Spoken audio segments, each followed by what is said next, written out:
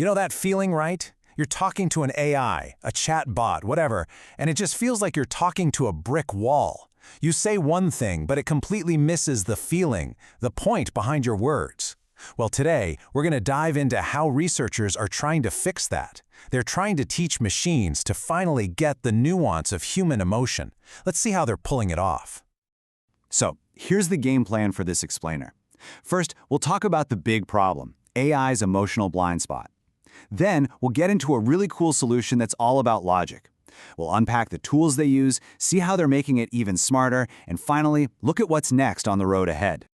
All right, first up, the problem itself. We're talking about that huge, often frustrating gap between the words we use and what today's AI systems actually, understand. Okay, take a look at this phrase. Sure, I'd love to help. Now, just think for a second. How do you read that? Is it someone genuinely excited to lend a hand? Or can you hear the sarcasm? Is it a really polite way of saying, no way, not going to happen? It all comes down to context, doesn't it? And that right there, that is the whole problem in a nutshell. We humans, we get the subtext, we hear the tone, we see the situation, and we know what's really being said. But for an AI, it just sees the words. It takes them at face value, a literal statement of willingness to help. It completely misses that whole other layer of meaning. That's AI's emotional blind spot. So how on earth do you fix something like that? How do you give a machine the ability to see that emotional layer? Well, the answer is pretty surprising.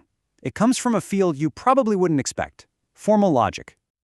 Yep, you heard that right. Researchers are using this super precise, structured world of formal logic to tackle the messy, fuzzy, very human problem of emotion. I know, it sounds a little backward, but stick with me because it's actually a brilliant way to approach it. The big idea here is something called emotional modalities in text. It's a bit of a mouthful, I know, but basically, instead of just having AI guess at sentiment, this is about building actual formal mathematical formulas that can map out and analyze feelings directly from our words.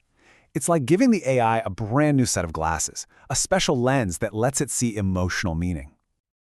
Okay, so what exactly is in this new toolkit? How does this whole process actually work under the hood? Let's take a look. So this isn't just one single magic trick. It's more of a team effort, a powerful combination of 3 different fields. You've got the solid structure of formal logic, the language smarts of computational linguistics, and of course the incredible pattern-finding power of artificial intelligence. One of the key tools here is something called categorial grammars. The easiest way to think about it is like this. It's like a chemical formula, but for a sentence. Every single word gets assigned a logical type, like noun or verb, but much more specific.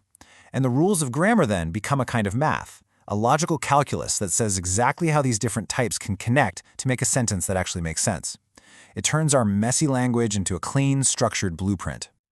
And here's how that blueprint gets used. First, the system assigns all the words their logical types.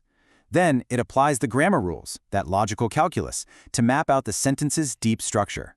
And finally, and this is the really cool part, the machine learning models get to work. But they aren't looking at the messy words anymore. They're analyzing that clean, perfect logical structure to find the emotional content.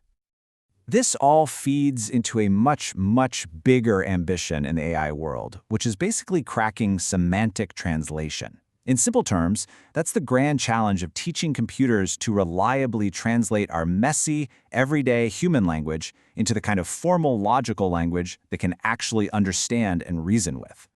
But this whole approach doesn't just stop there. To make this emotional lens even more powerful, researchers are pulling in some other heavy-hitting theories from the worlds of logic and linguistics. So instead of trying to invent everything from scratch, this method gets way more powerful by borrowing tools from these other related fields. Think of it like adding more specialized attachments to your toolkit, each one designed to tackle a really specific part of our incredibly complex language. Okay, so let's quickly break down what these other theories bring to the table. You've got modal logic, which helps the AI understand concepts like belief or possibility, states of mind that are often tied to emotion.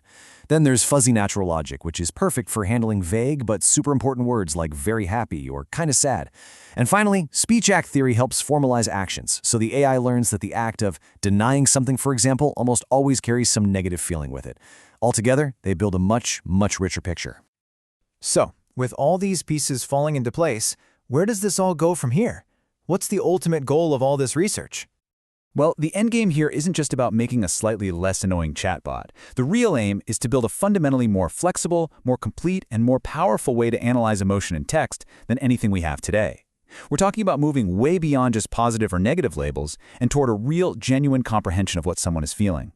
And the benefits here are pretty huge. This approach is not only more flexible and more thorough, but it also gives researchers a really clear roadmap for what to do next. But maybe most importantly, it's extending the power of logic itself. It's helping machines go beyond just pure facts and start to comprehend the emotional environment that our words paint a picture of. And that kind of leaves us with a massive question to chew on. If this works, if we actually build AI that can truly understand our feelings, from our deepest joy to our driest sarcasm, how is that going to fundamentally change our day-to-day relationship with technology? The possibilities, for better or worse, are pretty staggering to think about.